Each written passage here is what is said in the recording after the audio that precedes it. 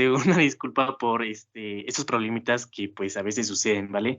Pero pues ahora sí ya vamos a dar inicio a lo que corresponde el segundo día de estas asesorías de farmacología uno.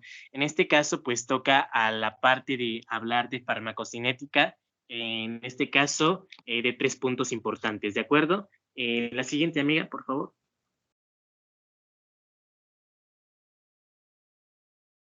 Ok, tenemos ya en sí a la farmacología, les comentaba que va a ser aquella que va a estudiar las propiedades pues de los fármacos, ¿no? Y el efecto fisiológico que va a producir pues en el organismo, ya sea un efecto terapéutico o un efecto adverso.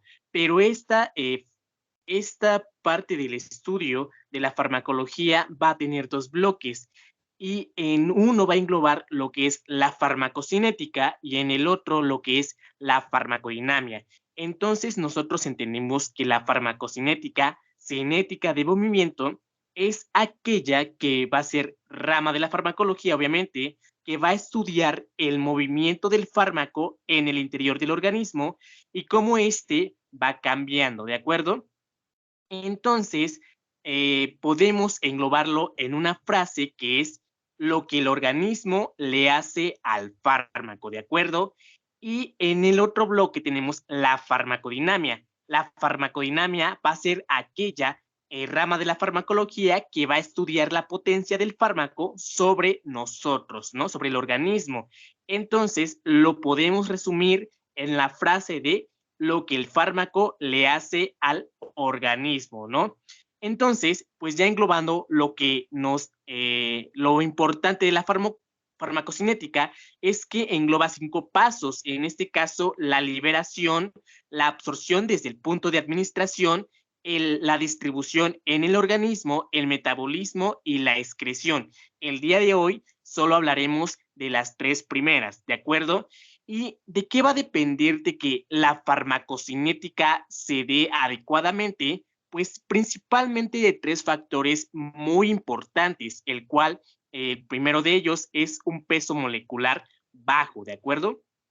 Es importante que el medicamento, o más bien el principio activo o el fármaco, tenga un peso molecular bajo para que en sí pueda translocar o en este caso traspasar las membranas pues fácilmente, ¿no? También requerimos que la liposolubilidad sea muy alta para que pues obviamente también pueda translocarse, ¿no? Y que sea lo menos posible ionizado, ¿no? Entonces, esos 3 puntos van a ser muy importantes, ¿de acuerdo? La siguiente, amiga, por favor.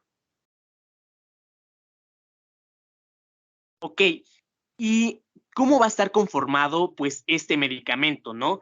En sí, al medicamento lo podemos definir como aquella presentación farmacéutica que contiene 3 componentes, ¿no? El cual el primero va a ser el principio activo o también denominado fármaco, ¿no? Que va a ser aquella sustancia que nos va a producir un efecto terapéutico, ¿no? Esto es importante, nos va a producir un efecto terapéutico y también efectos adversos, ¿de acuerdo? Mientras que ya la segunda parte, que son los compuestos inertes, nos van a producir efectos adversos, pero ya no nos producen un efecto terapéutico, ¿de acuerdo? Si nos producieran un efecto terapéutico, pues en este caso ya se les llamaría principio activo o fármaco. Y estos compuestos inertes se dividen en dos, los que son vehículos y los que son excipientes. Y estos van a ayudar a mantener al fármaco en una forma correcta para que pueda realizar su función, ¿de acuerdo? Y la diferencia entre los dos es su estado físico. En el vehículo tenemos que va a ser una sustancia líquida inerte usada como un medio para suspender o disolver el ingrediente activo o en este caso el principio activo, ¿de acuerdo? Mientras que el excipiente va a ser aquella sustancia inerte a la dosis usadas pero en un estado físico sólido, ¿de acuerdo? Entonces esa va a ser la diferencia. Y en el tercer componente vamos a tener los coadyuvantes. En este caso, van a ser aquellos que le van a dar estabilidad a nuestro medicamento, pero también le puede dar un sabor y un olor específico, ¿vale? Entonces, ¿cuáles son los tres componentes de un medicamento? Pues ustedes ya saben que es el principio activo, los compuestos inertes y los coadyuvantes, ¿va? La siguiente, por favor, amiga. Y tenemos 8 características principales de las presentaciones farmacéuticas. Es necesario que nuestro medicamento, porque también a la presentación farmacéutica le podemos llamar medicamento, tenga una consistencia estable, ¿no? En este caso, que tenga una consistencia buena, que tenga un fácil manejo. No es lo mismo que nosotros administremos un medicamento por vía oral a que se administre por vía intravenosa, ¿no? Ahí va en este caso, la facilidad de manejo va a incluirse. También que tenga una forma, ¿no? Hay algunas presentaciones que vienen en comprimidos, en tabletas efervescentes, en cápsulas, ¿no? Entonces, va a ser una característica también importante de estas presentaciones, que sea estable, que tenga un pH neutro y con ello los coadyuvantes nos den o nos apoyen a darle un olor y un sabor característico de nuestro medicamento, ¿va? No va a ser lo mismo que nosotros demos una solución de tipo amarga a un paciente pediátrico o en este caso, a un jarabe que pues es más dulce, ¿no? Y sobre todo, el último punto importante es muy importante porque también que tenga un costo relacionado a la estabilidad económica de nuestro paciente, ¿vale? Más adelante nosotros vamos a ver la diferencia entre ciertos medicamentos que ustedes ya podrán, en este caso, denotar, ¿no? Que son los medicamentos de patente y los medicamentos genéricos y posteriormente o finalmente los medicamentos similares, ¿va? La siguiente, por favor, amiga.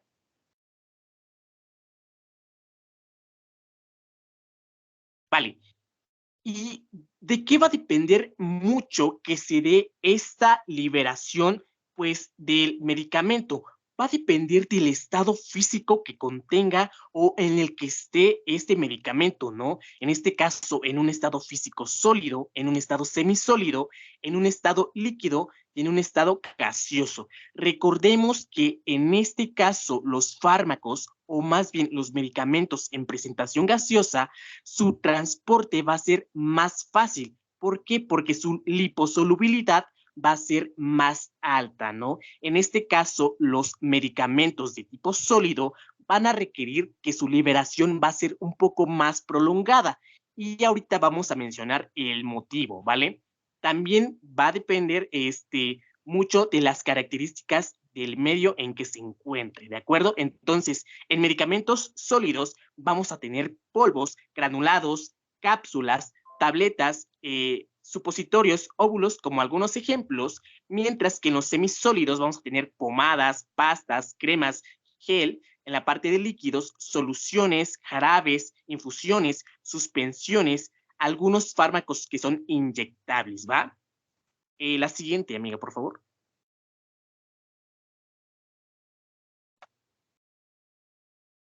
Y con ello englobamos cada presentación farmacéutica con su vía de administración, ¿vale? Vamos a tener tres vías de administración o más bien tres grupos de vía de administración. En este caso tenemos las que son enterales, las que son parenterales y las que son de uso tópico, ¿no? En las enterales son aquellas en las cuales van a englobar todo el tracto gastrointestinal, ¿va? Entonces vamos a tener distintos puntos de entrada para terminar llegando, pues, finalmente a la circulación sistémica, ¿no? Usando, como les comenté, diferentes partes del tracto digestivo. Entonces, como ejemplo, tenemos una vía oral, una vía sublingual, una vía transmucosa y la vía rectal, ¿vale? Mientras que en la parte parenteral, por su etimología, nos quiere decir al lado del tracto gastrointestinal, pero esto es un poco más ambiguo, ¿no? En algunas literaturas nos mencionan que la parte parenteral es aquella vía de administración que va a romper barreras, en este caso celulares, se puede decir así. En la parte de la vía parenteral tenemos la vía intradérmica, la vía intravenosa, la vía intramuscular, la vía subcutánea y la vía intraarterial. Y la Algo característico de estas vías de administración parenterales es que su absorción va a ser mucho más rápida que las que en este caso se den por vía enteral, ¿va?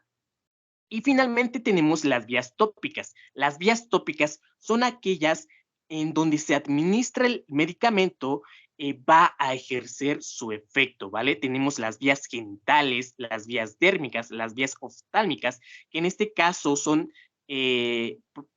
más principalmente algunos antibióticos que se utilizan como para la conjuntivitis, ¿no? La vía nasal, la vía ótica y también la vía inhalatoria, ¿vale? La siguiente, amiga, por favor.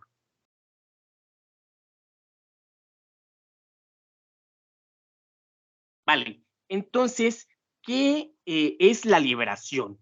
La liberación va a ser un proceso de la farmacocinética que nos va a decir que se va a describir la salida del principio activo de la forma farmacéutica, ¿no? En la que se ha administrado. Es decir, de toda la presentación farmacéutica que engloba los tres componentes coadyuvantes, compuestos inertes y el principio activo, se va a liberar principalmente el principio activo. Es lo que queremos que este principio activo, o también denominado fármaco, llegue al torrente sanguíneo, ¿de acuerdo?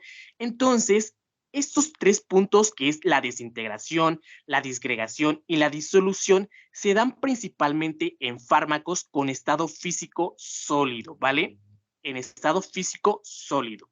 ¿Y a qué me refiero con esto? En este caso tenemos un ejemplo de un comprimido en la cual la desintegración la podemos observar como aquella desde la parte más original de nuestro comprimido hacia la desintegración, pero en fragmentos mayores, ¿va? Mientras que la disgregación va a ser en fragmentos más pequeños y la disolución finalmente es cuando ya, en este caso, el líquido o el solvente llega a un estadio homogéneo con el soluto, ¿vale? En el cual ya no existe pues una diferencia, en este caso, notable, ¿no? Y tenemos 4 sistemas en los cuales se puede liberar medicamentos, ¿no? En este caso les comentaba, es de más de estados sólidos y principalmente de aquellos medicamentos en los cuales se administran por vía enteral, ¿vale? En este caso, el primero es el sistema de liberación acelerada, en el cual nosotros podemos administrar, o en este caso ya se da una disolución antes de administrar ese medicamento. Y un ejemplo de ello es la tableta efervescente. Nosotros podemos ya disolver la tableta antes de ser administrado, ¿vale?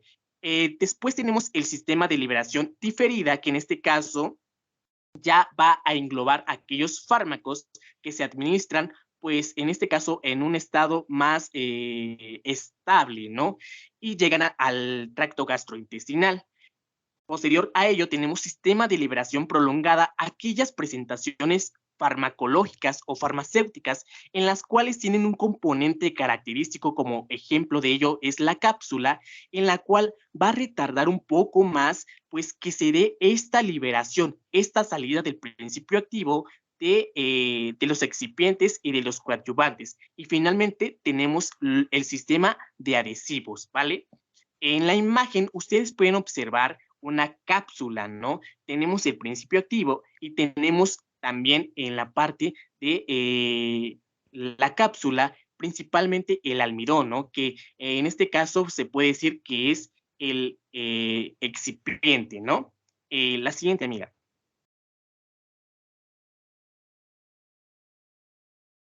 Y ya después de esta liberación que se da, tenemos posteriormente la absorción. ¿Y cómo podemos definir esta absorción?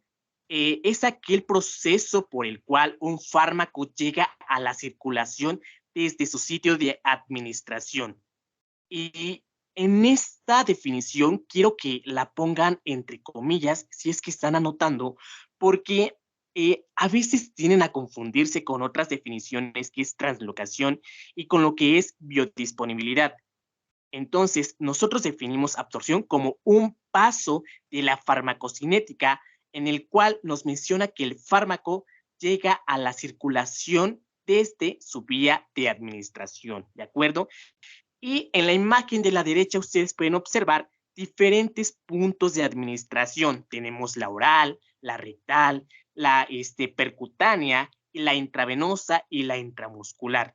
Y si ustedes pueden denotar en este caso con otro color, que es el color naranja, podemos observar a dónde llega principalmente pues ese medicamento, ¿no? En este caso a liberarse o en este caso por su vía de administración. Pero ustedes se darán cuenta que la vía intravenosa llega directamente al torrente sanguíneo. Entonces, es una característica importante de cuando nosotros queremos lograr efectos más rápidos en un paciente, ¿no? Entonces, va a depender mucho del criterio del médico y también de la estabilidad, en este caso, de la enfermedad de nuestro paciente, ¿va? Ahora, otro punto importante es que los fármacos deben ser ácidos y bases débiles. ¿Por qué? Porque si son débiles, van a tender a ionizarse menos. ¿Y qué es lo que pasa si se ionizan menos? Pues se absorben más, ¿vale? En cambio, si son fuertes, estos ácidos y bases, en este caso de medicamentos, se van a absorber poco porque van a ionizarse más, ¿de acuerdo? Eh, no sé si tengan alguna duda, pueden preguntar en cualquier momento, chicos, ¿vale? Si no, pues vamos a dar la siguiente. La siguiente, amiga. Vale, y con ello llegamos a otro proceso que es la translocación. Este va a ser la capacidad del fármaco o del principio activo para atravesar barreras membranales, ¿vale? Y en este caso tenemos 5 puntos de translocación. El primero de ellos es por una filtración, se puede también dar una difusión, un transporte activo, una pinocitosis y una fagocitosis. Y para en este caso de farmacología, lo más importante es que estos medicamentos, o más bien el fármaco, principalmente se va a translocar por difusión y por transporte activo, ¿vale? Entonces, estos dos puntos van a ser como las principales vías por las cuales se va a translocar el principio activo. Y en la gráfica, ustedes observen que tenemos diferentes líneas en las cuales nos mencionan sobre la digoxina, ¿vale? En este caso, se usó este estudio para observar de qué dependía el tipo de medicamento, pero con el mismo principio activo que es la digoxina, que tuviera concentraciones diferentes. Vamos a ver más adelante. Entonces, esto es como un dato curioso que va a quedar al aire, pero que ustedes podrán resolver más adelante. La siguiente, amiga. Ok, y sé que esta parte de el tipo de transporte es a veces un dolor de cabeza para nosotros. En este caso lo vemos en materias del nivel básico, pero ¿qué es lo relacionado a la farmacología? Como les mencionaba, es importante que el medicamento transloque, traspase las barreras, en este caso celulares, ¿no? Y como les comentaba, las principales vías es por una difusión, pero también por un transporte activo, ¿de acuerdo? En este caso, tenemos que principalmente presentaciones farmacológicas de tipo o de estado físico gaseoso van a dar una difusión pasiva, ¿no? En este caso se pueden translocar fácilmente porque tienen una liposolubilidad muy elevada, ¿de acuerdo?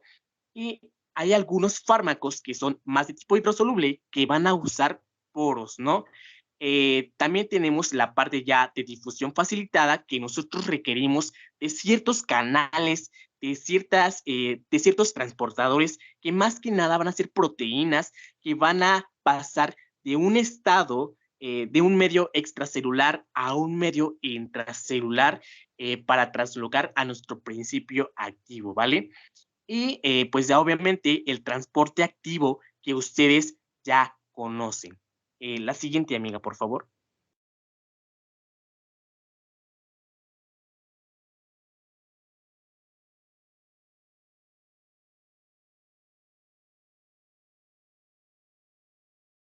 Vale, ¿y de qué va a depender esta translocación? Va a depender de dos puntos importantes, de la vía de administración y de las características del fármaco. En este caso, de las vías de administración, pues ya observamos que se dividen en tres, que es la enteral, la parenteral y la tópica, pero va a depender mucho del grado de unión celular, de la superficie de absorción. ¿Y por qué de la superficie de absorción? No va a ser lo mismo que nosotros administremos fármaco en una superficie de administración de 1 centímetro a una superficie de absorción de 1 metro. Obviamente, en 1 metro se va a absorber una mayor cantidad de fármaco, ¿vale? También va a depender mucho del espesor de la membrana. ¿Y por qué? Si el espesor es menor, va a translocar fácilmente, pero si en este caso es grueso, pues se le va a dificultar un poco más a nuestro principio activo el dar la translocación. También del flujo sanguíneo de la zona. Va, no va a ser lo mismo que en este caso un órgano sea muy irrigado a un órgano pobremente irrigado, ¿vale? ¿Por qué? Porque en el órgano mayormente irrigado, pues se va a absorber más bien mayor cantidad de fármaco en menor tiempo, ¿va? También va a depender mucho del pH del medio y más adelante lo vamos a observar el por qué.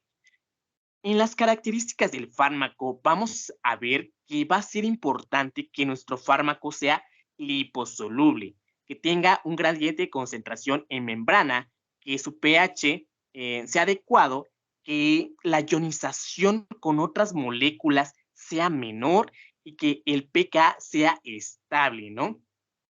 Además también del peso y del tamaño molecular. En este caso deben ser mínimos o bajos para que pueda dar este traspaso, ¿va? Y también de un coeficiente de permeabilidad. Y una definición importante que vamos a abarcar más adelante es el pKa. Este va a ser el pH al cual la mitad de las moléculas del fármaco van a estar en forma ionizada. En este caso se puede decir concentrada, ¿vale? La siguiente, amiga, por favor.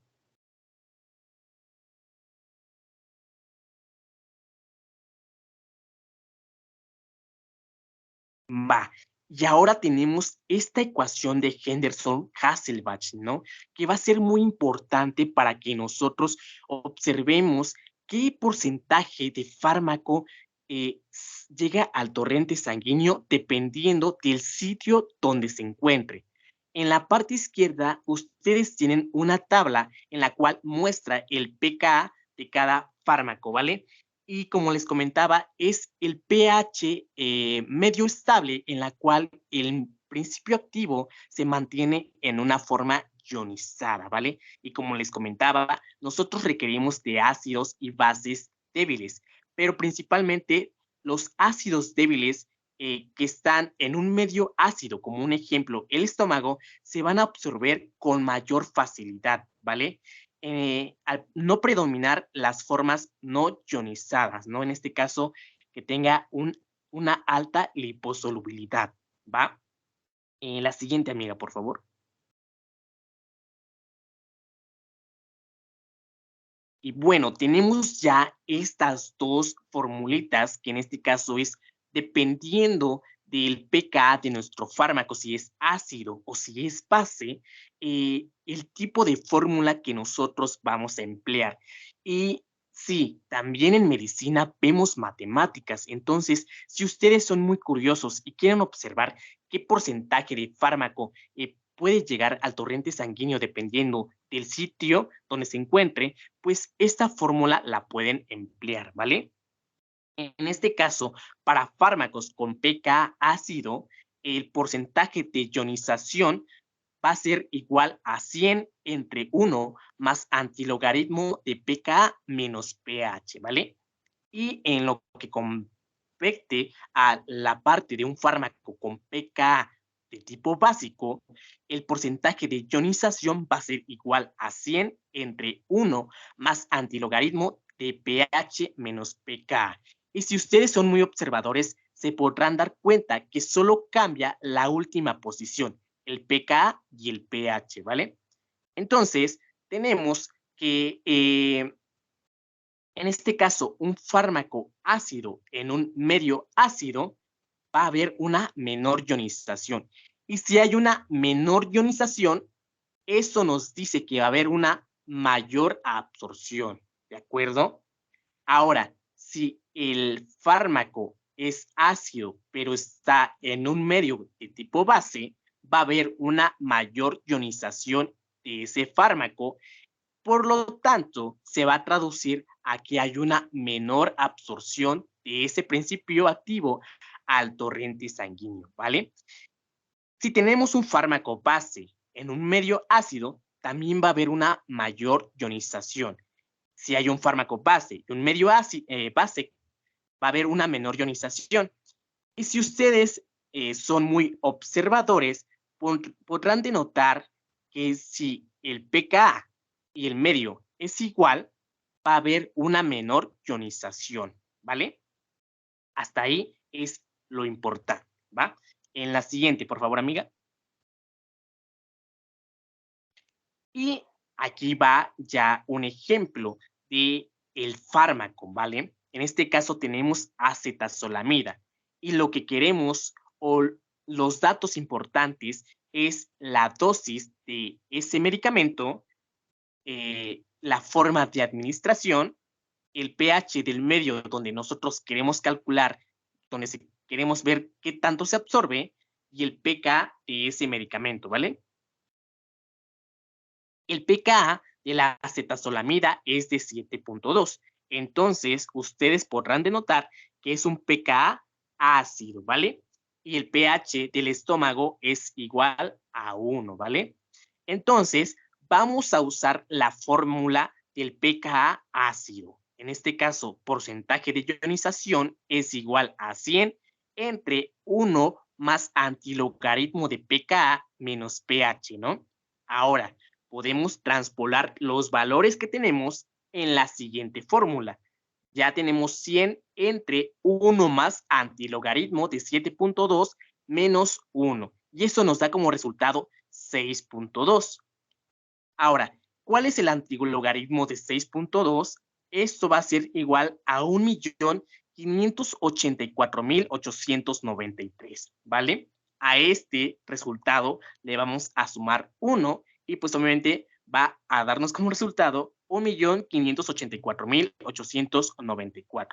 Y finalmente pues procedemos a hacer la división. 100 entre esta cantidad que pues ya hemos mencionado y nos da como resultado 0.00006.309% de fármaco que se ioniza. Recuerden, el fármaco que se va a ionizar es el que no va a traslocar al torrente sanguíneo, ¿vale? Entonces, la siguiente, amiga, por favor. Nosotros restamos al 100% esa cantidad de 0.0006309. La siguiente.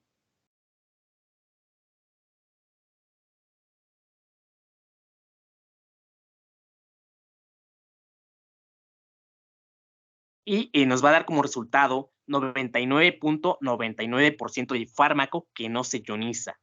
Y aquí lo transpolamos o aquí nos da como resultado a que ese fármaco, ese principio activo, ese porcentaje va a translocar al torrente sanguíneo. Y si nos ponemos un poco más especiales, nosotros podemos calcular ese porcentaje ya en miligramos. Recordemos que la presentación venía en 500 miligramos, entonces pues hacemos una regla de 3, multiplicamos 99.99 por 500 y lo dividimos entre 100 y nos da como resultado 499 miligramos de principio activo que va a pasar al torrente sanguíneo directamente desde el estómago, ¿vale? Entonces, esta fórmula de Henderson-Hasselbalch nos ayuda a mencionarnos el tipo de fármaco que vamos a usar, en este caso, dependiendo del pK, y el pH del medio que nosotros vamos a administrar.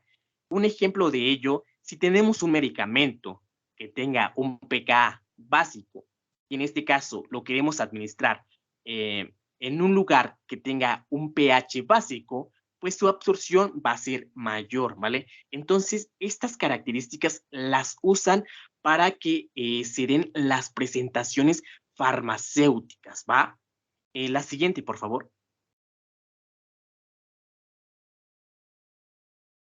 Y con ello ya tenemos la tercera definición. Cuál era la primera? Era absorción. La segunda, translocación. Y la tercera, biodisponibilidad. Y la biodisponibilidad va a ser la fracción o el porcentaje de fármaco que va a llegar o va a alcanzar la circulación sistémica en su forma activa, ¿vale? ¿Y qué es lo que pasa con el fármaco que se ioniza? Pues en este caso va a ser eliminado directamente desde el lugar donde quiso absorberse, ¿no? Entonces, ese porcentaje, pues ya no nos va a importar. Nos importa el porcentaje que llega al torrente sanguíneo, ¿va? ¿Y qué factores van a modificar la biodisponibilidad? En este caso lo podemos dividir tanto farmacéuticos como biológicos, ¿no? En farmacéuticos, la velocidad de liberación de nuestro fármaco, el grado de desintegración del comprimido, o en este caso del medicamento, y la disolución del principio activo en solvente del medio donde se encuentre, ¿va? En la parte de biológicos, los efectos de ciertos alimentos, ¿vale? Entonces, aquí entra la curiosidad de por qué ciertos medicamentos no se pueden administrar con ciertos alimentos, pero en este tema, pues no nos compete, entonces lo verán en interacciones farmacológicas, ¿vale? Va a depender también del ácido gástrico, de enzimas intestinales y de enzimas hepáticas. Enzimas hepáticas va a ser importante porque vamos a hablar del efecto del primer paso, ¿vale? Entonces tenemos las curvas que son curvas de tiempo de concentración y en este caso en la parte inferior ustedes pueden observar el tiempo y la concentración máxima en sangre de ese fármaco, ¿vale? Eh, Podemos denotar cómo algunos medicamentos o más bien fármacos o principios activos tienen una concentración mucho más rápida. ¿Y esto qué nos quiere decir? Pues que se pudo liberar mayormente o en este caso se absorbió más fácilmente, ¿no? Que el otro que se encuentra en color azul, ¿vale? La siguiente, por favor, amiga. Y volvemos a retomar esta diapositiva de vías de administración. Ya les mencioné la vía enteral, la vía parenteral y la vía tópica, pero ustedes pudieron observar en una imagen anterior, que la vía intravenosa va a llegar directamente al torrente sanguíneo. Entonces, si llega directamente al torrente sanguíneo, podemos decir que la biodisponibilidad va a ser del 100%. Nosotros administramos el total de medicamento, con este caso del principio activo, y ese total va a llegar al torrente sanguíneo sin ninguna alteración, ¿vale? En cambio, la parte de las vías enterales, pues van a sufrir ciertas modificaciones y ciertas eliminaciones, por lo que pues la biodisponibilidad no va a ser del 100%, va a ir disminuyendo conforme al pK del fármaco, del pH, del medio donde se encuentre ese fármaco, de la superficie de absorción y de otros parámetros que mencioné anteriormente, ¿vale? Eh, y una pregunta que a veces se hacen es, ¿la vía tópica llega al torrente sanguíneo? Sí, va a llegar al torrente sanguíneo, pero va a ser en una menor cantidad, ¿vale? Va a ser muy, muy mínima el porcentaje de fármaco o de principio activo que llegue al torrente sanguíneo, ¿vale? ¿Por qué? Porque su efecto va a estar dedicado principalmente a donde se administre, ¿va? La siguiente, por favor, amiga.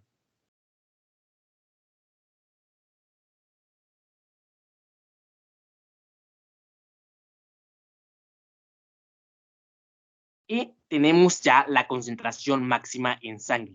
Va a ser como definición aquella concentración, obviamente máxima, que alcanza un fármaco en el torrente sanguíneo. Y como les comentaba, va a depender mucho del estado donde se administre ese fármaco, pero también de la liberación de ese medicamento y de otros factores, ¿vale? Y tenemos con ello el índice o rango o margen terapéutico.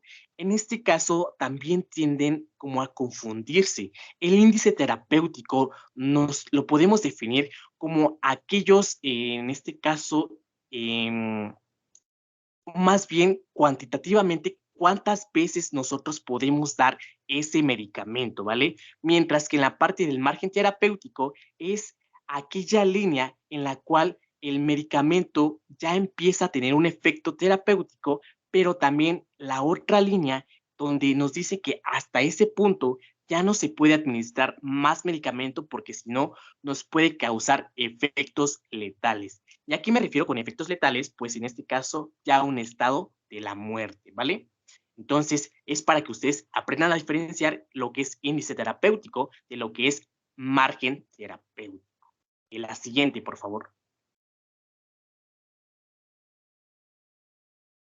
Y sí, tenemos ya la bioequivalencia. Ustedes se preguntan, ¿va a ser lo mismo la biodisponibilidad de, en este caso, un fármaco de patente a un fármaco genérico? Pues en este caso tenemos estudios que van a ser de grados bioequivalentes y tenemos como definición a la bioequivalencia como aquella relación entre dos preparados del mismo principio activo o fármaco en la misma forma de dosificación que presenta una biodisponibilidad similar. Esto es lo importante, biodisponibilidad similar, ¿vale? Entonces, vamos a tener que dos medicamentos van a ser bioequivalentes si ambos alcanzan la circulación sistémica de modo similar, es decir, si la biodisponibilidad es similar, ¿va? Logrando las mismas concentraciones en sangre. Entonces, ¿de qué va a depender que se dé este estudio de bioequivalencia? Pues de 3 puntos. Va a depender del principio activo o de los principios activos del medicamento, de la dosificación y de la presentación farmacéutica, ¿no? En este caso, los dos deben ser tabletas, los dos deben tener el mismo principio activo, en este caso misoprostol, y los dos deben tener la misma dosificación que es 200 miligramos.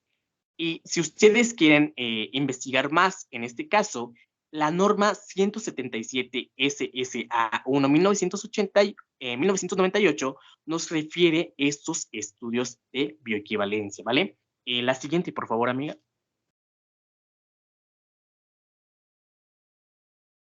Ok, y ustedes podrán preguntarse, ¿todos los medicamentos entran en un estudio de bioequivalencia? Pues en sí no, ¿vale? ¿Y cuáles van a ser los que no entran? Van a ser soluciones acuosas de uso parenteral, van a ser medicamentos tópicos de uso no sistémico, medicamentos para inhalación en solución acuosa, medicamentos para inhalación en suspensión, gases inhalatorios, soluciones orales exentas de excipientes que modifiquen los parámetros farmacocinéticos. Y ustedes se preguntarán, ok, ¿y por qué va a depender esto? Pues en sí, en la siguiente diapositiva, venga, por favor.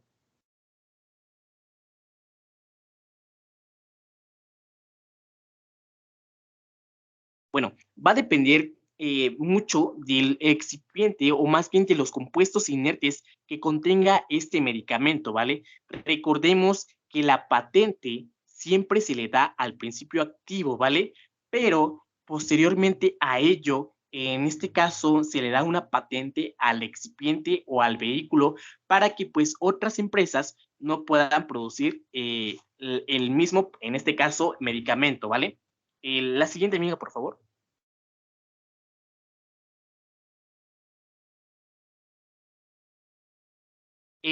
Bueno, tenemos ya el medicamento de patente, ¿no? En este caso, ¿cuál va a ser la característica? Les comentaba, va a resultar de un proceso de investigación y este proceso de investigación le va a dar este derecho de que tenga una patente de aproximadamente 20 años, ¿vale? Y en esos 20 años va a ser fabricado de manera exclusiva por el laboratorio farmacéutico que lo desarrolló, ¿no? También son conocidos como fármacos innovadores y por lo regular se denominan principalmente por el nombre de la sustancia activa y por un nombre o marca comercial, ¿no? En, la siguiente diapositiva, por favor, amiga.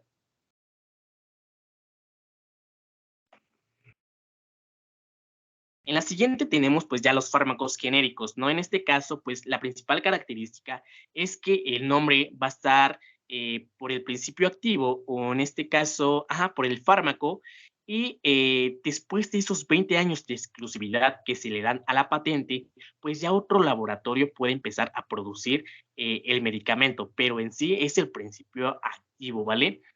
Y los excipientes o los vehículos van a ser totalmente diferentes, ¿vale? Porque si no, en este caso tendríamos pues dos medicamentos totalmente iguales. Y pues eso no es benéfico, ¿no? Para algunas empresas. Entonces, después a esos 20 años de patente del principio activo se le da a los compuestos inertes, ¿vale? Pero estos compuestos inertes de los genéricos deben ser casi similares para que en este caso nuestro fármaco llegue a una misma biodisponibilidad que un fármaco de patente, ¿vale?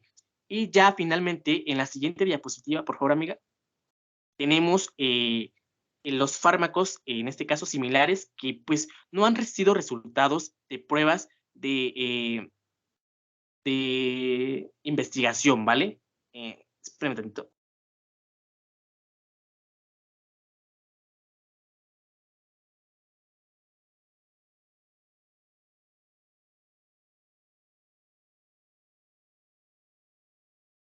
Vale, entonces, en estos fármacos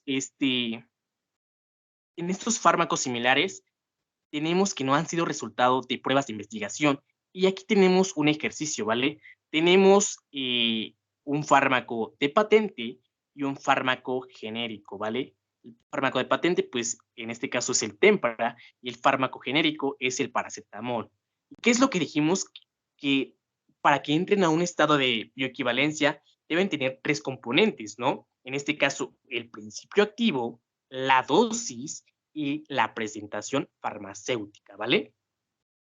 En este caso tenemos que es el mismo principio activo, que es el paracetamol, tenemos la misma dosificación, que son 500 miligramos, y también tenemos la misma presentación, que en este caso son tabletas. Por lo tanto, nosotros podemos decir que este medicamento o estos medicamentos pueden entrar a un estudio de bioequivalencia, ¿vale?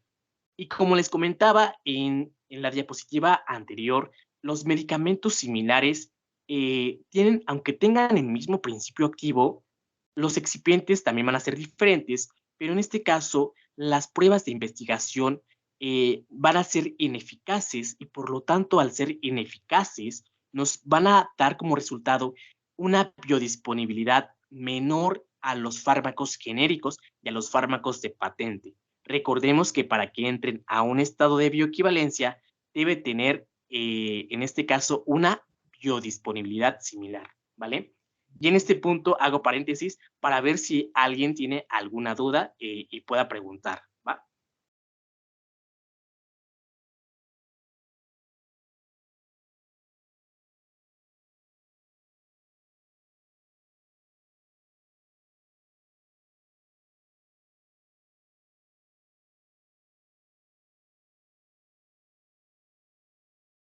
Vale, creo que no hay dudas, entonces vamos bien, ¿vale? Entonces, en el siguiente tenemos a la glibenclamida. Ustedes podrán observar que en el fármaco de color rosita tenemos dos principios activos, el cual va a ser la metformina y la glibenclamida. Desde este punto ya no es bioequivalente, ya no podemos entrar a este estudio. ¿Por qué? Porque en uno tenemos dos principios activos y en el otro solamente uno. Entonces, en ese punto ya no hay un estado de bioequivalencia, ¿vale? La siguiente, por favor.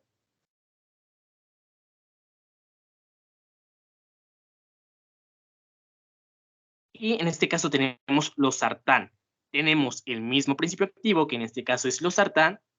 Tenemos que en uno es tabletas y en el otro comprimidos recubiertos con película. Entonces, por ahí ya nos dice que no puede entrar en un estado de bioequivalencia.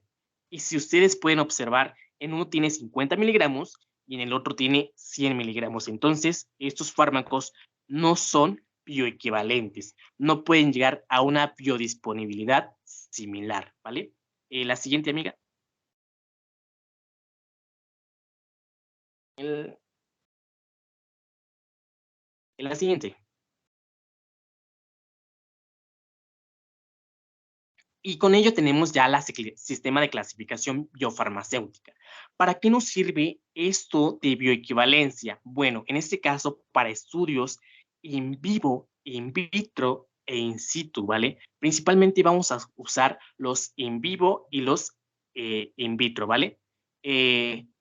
Principalmente la clase 1 y la clase 3 vamos a dar como un resultado de bioequivalencia para investigación en un estado in vitro, ¿vale? Mientras que la clase 2 y la clase 4 va a ser ya en un estado o en este caso en un estudio in vivo, ¿vale? La siguiente, amiga, por favor. Nos vamos a ir un poquito más rápido, ¿vale?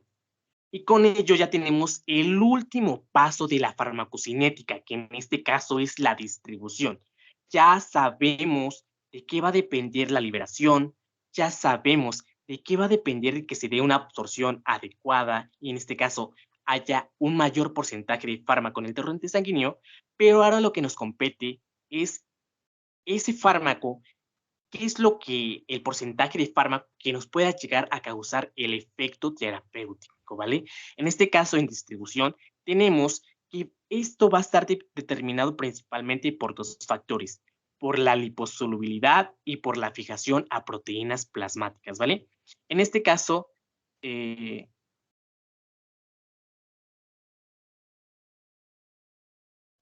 bueno, en este caso tenemos que en la distribución puede ser definida como aquel proceso en el cual el fármaco abandona el torrente sanguíneo y se reparte por los tejidos y órganos, ¿no? Entonces, ustedes tienen dos fracciones de fármaco. En este caso ya es una fracción libre y una fracción unida a proteínas plasmáticas.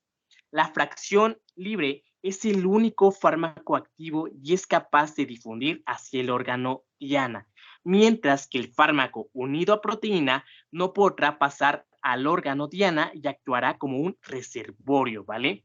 En este caso, la unión a proteínas plasmáticas va a ser reversible, ¿no? Se pueden separar y los fármacos pueden competir por el transportador, favoreciendo pues estas interacciones, ¿de acuerdo? Entonces, pues recuerden, va a estar determinado por la liposolubilidad y por la fijación a proteínas plasmáticas, ¿va? Entonces, entendemos que un fármaco liposoluble difundirá mejor que un fármaco, pues en este caso, hidrosoluble, y un fármaco no ionizado, pues también va a difundir más que un fármaco ionizado, ¿vale? La siguiente, amiga, por favor. En este caso tenemos ciertos factores que, como les comentaba, van a facilitar la distribución de este principio activo del fármaco, que es la liposolubilidad, el tamaño molecular, en este caso debe ser pequeño o menor, y la fijación a proteínas plasmáticas. Si en este caso nuestro fármaco tiene 90% de fijación a proteínas plasmáticas, eso nos quiere decir que el 10% va a estar en forma libre. Y esta forma libre nos dará como resultado que se va a unir a receptores, nos va a causar efectos terapéuticos, pero también nos pueden causar efectos adversos y esta fracción libre puede ser eliminada, mientras que la fracción unida a proteínas plasmáticas no se une a receptores, no causa efectos terapéuticos ni adversos y por lo tanto no pueden ser eliminadas, ¿de acuerdo? La siguiente, por favor, amiga. Tenemos ya que también dependiendo del pK de ese fármaco, si es ácido o es alcalino, se va a unir a ciertas proteínas plasmáticas. Y esto es muy importante porque algunos doctores suelen preguntarlo, ¿no?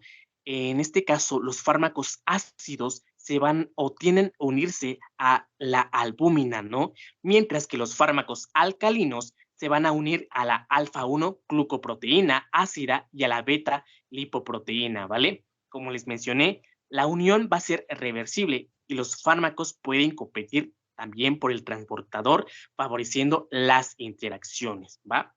Eh, en este caso tenemos dos ejemplos, que es la barrera hematoencefálica y la barrera placentaria. Y ustedes podrán preguntarse, ¿de qué va a depender que ciertos medicamentos tiendan a llegar pues a este punto? En este caso va a ser principalmente de las tres características que mencionamos.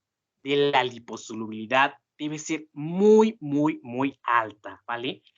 Que el peso molecular sea muy, muy, muy pequeño y también que la fijación a proteínas plasmáticas pues sea menor. Recordemos que esta fijación a proteínas plasmáticas lo que nos puede producir es una inactivación, por lo tanto, un menor efecto terapéutico, ¿va? La siguiente, amiga, por favor.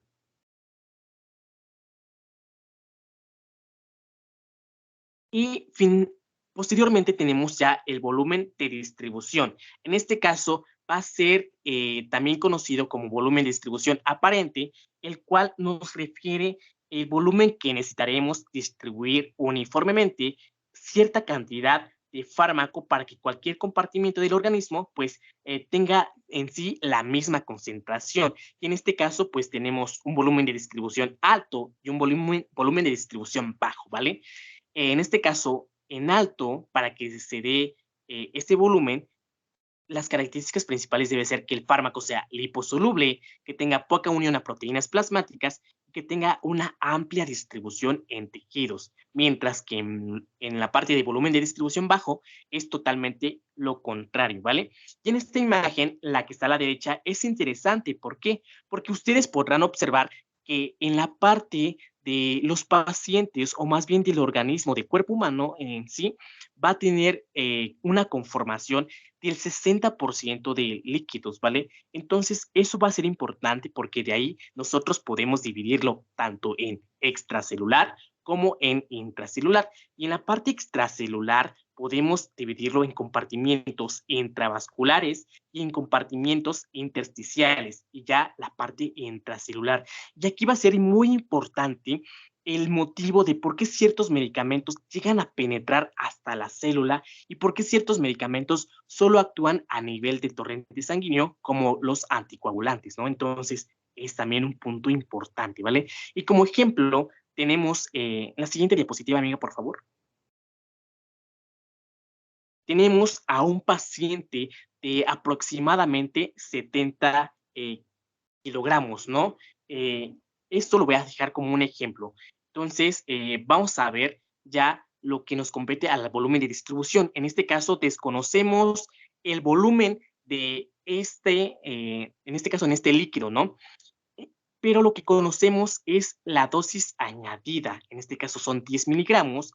Y también conocemos la concentración, que en este caso es 0.1 miligramos por mililitro. Para encontrar el volumen de distribución tenemos esta fórmula, que es la dosis administrada entre la concentración plasma. Y pues ya transpolamos los valores, en este caso 10 miligramos entre 0.1 miligramos por mililitro, nos da como resultado 100 mililitros, ¿vale? Y este va a ser el volumen teórico en el que se ha distribuido un fármaco, ¿vale? Entonces, es un ejemplo. Vamos a pasar ya a un ejemplo verdadero, ¿vale? La siguiente, por favor. Tenemos a un varón de 70 kilogramos. Como habíamos dicho, aproximadamente estamos constituidos del 60% de líquidos, ¿vale? Entonces, ese porcentaje de líquidos nos va a dar como resultado que tenemos 42 litros. ¿Y por qué va a ser importante estos 42 litros? Recordemos que a nivel intracelular tenemos el 40% de líquidos, entonces lo podemos transpolar a 28 litros, ¿vale? En la parte intersticial tenemos el 15% y por lo tanto corresponde a 11 litros, mientras que en la parte intravascular solo nos corresponde a 5%, ¿vale? Entonces, esos 5% va a dar como resultado 3 litros, ¿vale? Este ejemplo se utiliza mucho para dar el porcentaje, o más bien hasta dónde puede llegar nuestro principio activo, ¿vale? Eh, Tenemos como ejemplo la warfarina. En este caso es un anticoagulante. Y si nosotros habíamos dicho que en el intravascular es hasta 3 litros, en el intersticial es hasta 11 litros y en el intracelular es hasta 28 litros, pues en este caso la warfarina solo se va a distribuir a nivel intravascular, ¿vale? Mientras que el ertapenem, que ya contiene 14 litros de volumen de distribución, va a llegar al intersticio, ¿vale? Y en la parte del levofloxacino tiene 70 litros. En este caso, pues ya sobrepasa los niveles de volumen de distribución, por lo tanto, en este caso, pues ya va a llegar a un nivel intracelular y va a ser muy importante porque el levofloxacino va a actuar a nivel intracelular, ¿no? Entonces, es también un punto importante para que ustedes observen el porcentaje de fármaco hasta dónde puede llegar, ¿no? Ya sea intravascular, intersticial, intracelular y qué efecto puede producir o más bien a qué está indicado, ¿no? La cloroquina tiene un volumen de distribución de 15,000 y ustedes podrán decir, pero si nosotros a nivel intracelular solo tenemos 28 litros y a nivel ya total de agua corporal solo llegamos a 42 litros en un paciente de 70 kilos aproximadamente, ¿cómo puede tener un volumen de distribución de 15,000? En este caso, como les comentaba, el volumen de distribución es aparente, ¿no? Y cuando son cifras mayores a 100, ya nos mencionan que se queda de reservorio a nivel del tejido graso. Entonces, al tener esa parte del reservorio del tejido graso, ya nos empieza a mencionar que la vida media va a ir en aumento, ¿vale? En este caso, la cloroquina tiene una vida media aproximadamente de 2 meses, ¿vale? Y como ejemplos, también tenemos los macrólidos y las quinolonas que tienen un volumen de distribución alto, ¿vale? En los ejercicios de la derecha tenemos como ejemplo en un volumen de distribución de 0.07 litros por kilogramo, tenemos 4.9. Entonces, este principio activo solo va a llegar a nivel intravascular, ¿va? Mientras, si tiene un volumen de distribución de 0.6 litros por kilogramo, lo multiplicamos por 70, nos va a llegar como resultado 42 litros. Entonces, a este nivel ya es intracelular. Y si es 2 litros por kilogramo, lo multiplicamos 2 por 70, nos da como resultado 140. En este caso, ya se empieza a tener una reserva a nivel del tejido graso, ¿va? La siguiente, por favor. Entonces, ¿de qué va a depender que tenga volumen de distribución alto? Va a depender del tamaño de molécula, de la liposolubilidad y de la unión de proteínas. Sé que esto es muy repetitivo, pero es muy importante que ustedes lo entiendan. Entonces, a mayor distribución por el cuerpo, vamos a tener una mayor penetración en los tejidos y con ello una mayor vida media, ¿no? Entonces, esto es directamente proporcional. Mayor, mayor, mayor, ¿vale? Por lo tanto, si tiene una menor distribución, va a tener una menor penetración y una menor vida media, ¿de acuerdo? La siguiente, amiga, por favor. Ok, y ya tenemos la dosis de carga y las dosis de mantenimiento. Van a ser importantes. ¿Por qué? Porque la dosis de carga se van a dar al principio del tratamiento. Y si bien es cierto, cuando nosotros tenemos alguna insuficiencia renal, nosotros no podemos disminuir la dosis de carga. Recordemos que esta es al principio del tratamiento. En cambio, la dosis de mantenimiento es la dosis que nosotros administramos para reponer esa fracción que ha sido eliminada. Nosotros ya observamos a través de la ecuación de Henderson-Hasselbalch el porcentaje de fármaco eliminado, pero también en la parte de distribución el porcentaje de fármaco que también se va a ir eliminando a través de su fracción libre, ¿vale? La siguiente, amiga, por favor.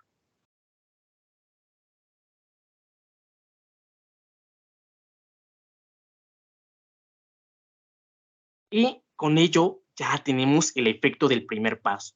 ¿Por qué va a ser importante este efecto del primer paso? En este caso tenemos que algunos medicamentos, ojo, estoy diciendo medicamentos que son administrados por vía oral, o en este caso engloban el tracto gastrointestinal, van a requerir de ciertas, en este caso, irrigación, pero que va a llegar al sistema porta. Y si llega al sistema porta, en este caso, ya va a sufrir nuestro medicamento un proceso de metabolismo. Esto no lo voy a mencionar porque es en la charla de mañana. Entonces, este proceso de metabolismo lo que va a hacer es inactivar o eliminar un porcentaje de nuestro fármaco, ¿vale? Entonces, va a ser importante este efecto de primer paso. La siguiente, amiga, por favor.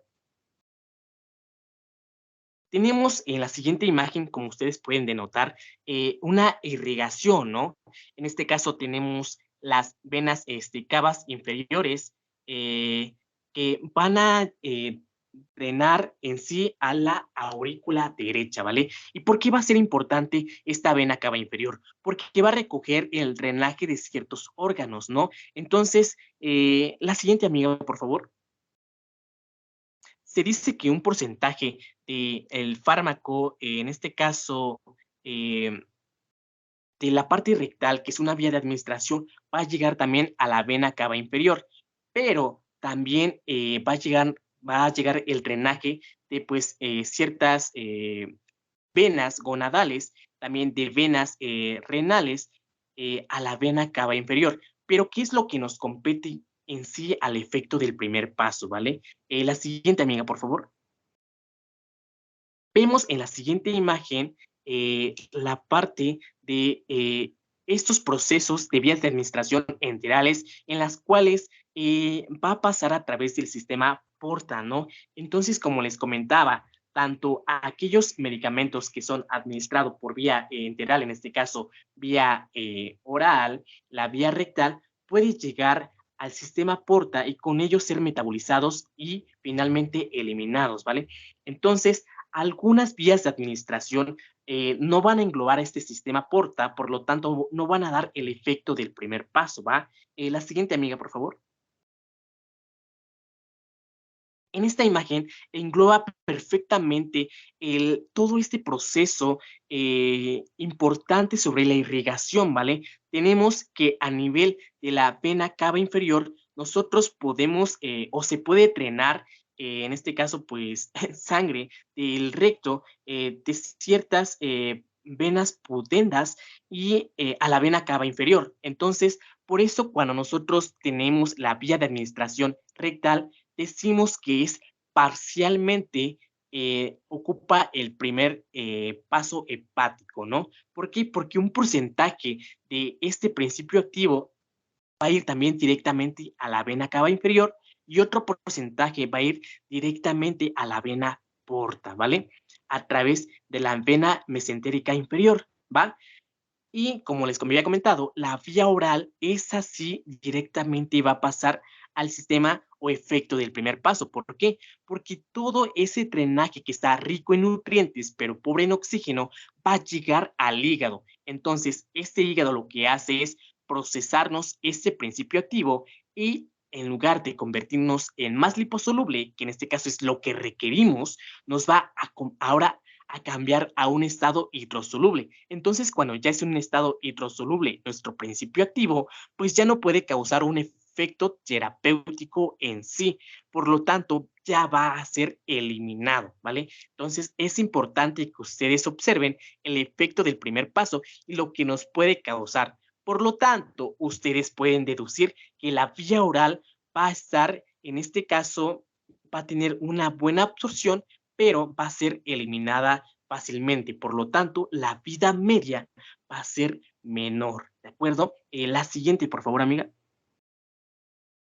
Como les comentaba, en la siguiente diapositiva, que es las vías de administración, la vía principalmente rectal va a ser parcialmente, va a evitar parcialmente el efecto del primer paso.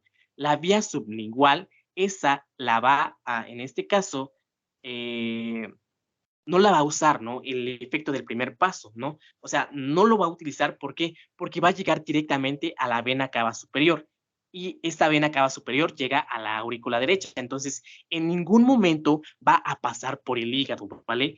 Mientras que, pues, como les comentaba, la vía oral, pues esa sí va a sufrir el efecto del primer paso, ¿va? En la siguiente, amiga, por favor. Finalizando ya con esta presentación de la primera parte de farmacocinética, ustedes tienen como 6 puntos importantes que nosotros englobamos en sí. La primera es la actividad intrínseca. ¿Y qué nos quiere decir con la actividad intrínseca? Va a ser aquella capacidad del fármaco para producir algún cambio, ¿vale? Entonces, nos va a producir algún cambio. Eso es actividad intrínseca, ¿va?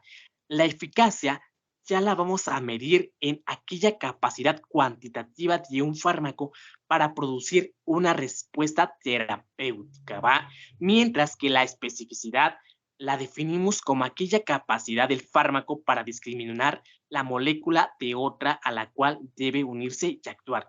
Y en este punto va a ser importante porque a veces tendemos a confundirnos en lo que es especificidad a lo que es selectividad, ¿vale? La especificidad es discriminar entre dos moléculas diferentes, ¿va? En este caso tenemos una proteína que es GABA a una proteína GABA B, ¿vale? Nuestro principio activo va a ser capaz de discriminar y va a elegir principalmente al GABA A, ¿vale? Tenemos la siguiente, amiga, por favor. Tenemos ya finalmente la selectividad. En este caso va a ser el grado en que un fármaco actúa sobre un sitio dado en relación, ¿vale? En este caso, nuestro principio activo ya va a ser capaz de, en este caso, discriminar a qué receptor va a llegar. Y en este caso les puse el ejemplo del GABA A.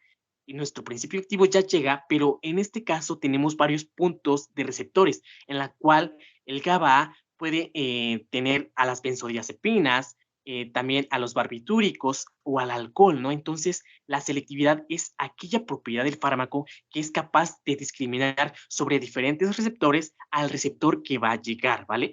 Y la afinidad es aquella capacidad del fármaco para unirse, ¿vale? Es para unirse. Y la potencia la podemos comparar cuantitativamente y cualitativamente con otro medicamento. Es decir, comparamos nosotros qué potente es un medicamento con otro medicamento en este caso, eficacia, ¿no? ¿Cuáles fueron los resultados? En el caso del tiempo, si actuó más rápido o si en este caso disminuyó gradualmente la temperatura, un ejemplo de ello, o cómo fueron los efectos terapéuticos, ¿vale? La siguiente diapositiva, amiga, por favor. Finalmente tenemos ya el receptor.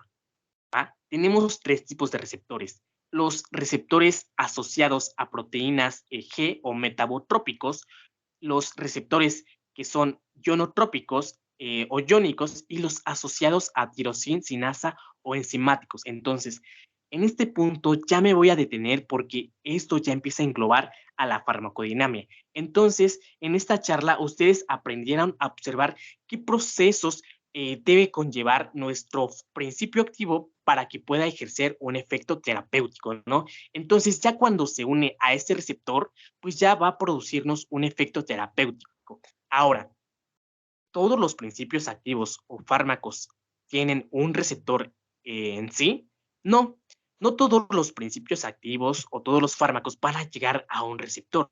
En este caso, va a haber ciertos principios activos o fármacos que van a actuar sin algún receptor, como en este caso son algunos diuréticos osmóticos, que en este caso van a actuar a nivel de la luz tubular de la nefrona, ¿vale? Entonces, en este caso, pues tenemos un volumen de distribución intersticial, ¿vale? Pero no tiene receptor, ¿va? Va a actuar como un gradiente de concentración. Entonces, hasta aquí terminamos. La siguiente diapositiva, amiga, por favor.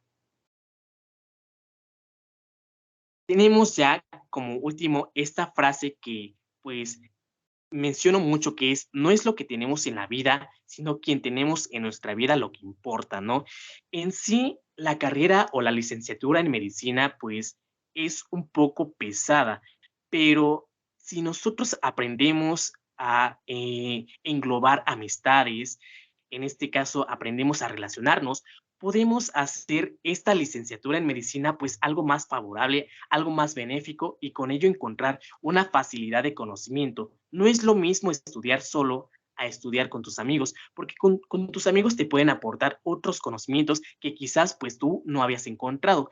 Entonces, es importante que nosotros como médicos aprendamos a relacionarnos. ¿Y por qué menciono esto que es importante? Porque nosotros